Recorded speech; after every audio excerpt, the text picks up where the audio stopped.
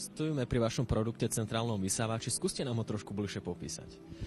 Centrálne vysávanie je posledný moderný trend údržby domácnosti.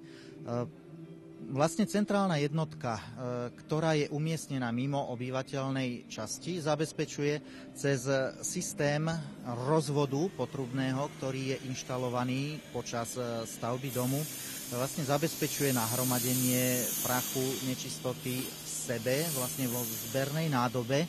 No a následne vyfúkovaný vzduch je mimo objekt, v ktorom pracujem a vysávam, čiže je to naozaj jediné, poviem, 100% vyčistenie priestoru, v ktorom vysávam, pretože nikdy sa mi ten vzduch nevráti späť.